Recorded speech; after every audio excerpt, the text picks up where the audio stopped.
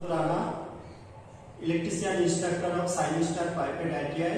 আমি electrician tech থিওরির electrical supply system chapter মধ্যে পড়াচ্ছি। Electrical AC power electrical supply system. তো ইলেকট্রিক্যাল সাপ্লাই সিস্টেমে প্রথমে কি হয়, আমাদের ইলেকট্রিক পাওয়ার জেনারেশন করা হয়।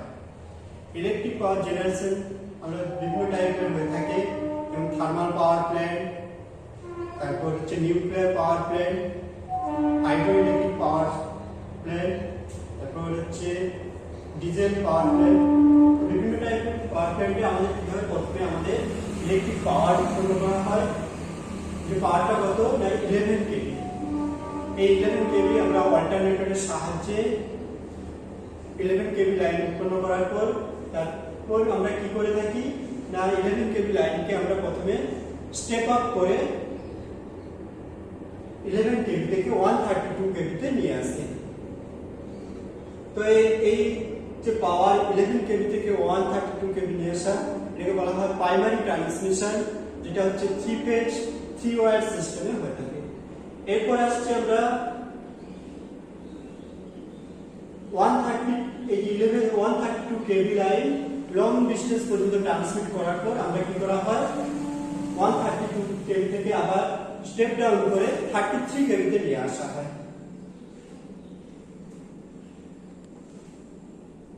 তারপর আমাদের 33 কেভি লাইনকে আমাদের রিসিভিং স্টেশনে নিয়ে এসে রিসিভিং স্টেশন থেকে স্টেপ ডাউন করে 11 কেভিতে নিয়ে আসা হয়। এটা হচ্ছে আমাদের সেকেন্ডারি ট্রান্সমিশন লাইন।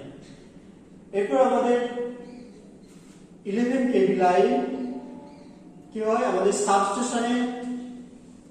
সাবস্টেশনে আসে এবং সাবস্টেশন থেকে আমাদের 11 যে ফিডার লাইন, এই লাইনটাকে বলা হয় 11 কেভি যে লাইন 33 কেভি থেকে স্টেপ ডাউন করে যে 11 কেভি লাইন করা হয়, এবং এই 11 কেভি লাইন প্রথমে সাবস্টেশনে যে আছে এই লাইনকে বলা হয় ফিডার লাইন।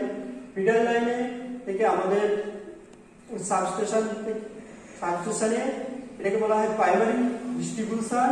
তারপরে 11 কেভি লাইন আমাদের বিভিন্ন লোকাল এরিয়া পোল মাউন্টেড ট্রান্সফরমারে কি করা হয়, 11 কেভি লাইনকে স্টেপ ডাউন করে 11 কেভি থেকে 400 ভোল্টে নিয়ে আসা হয়। এটা হচ্ছে কত না 3 ফেজ 4 ওয়্যার সিস্টেমে 3টে ফেজ এবং একটা নিউট্রাল।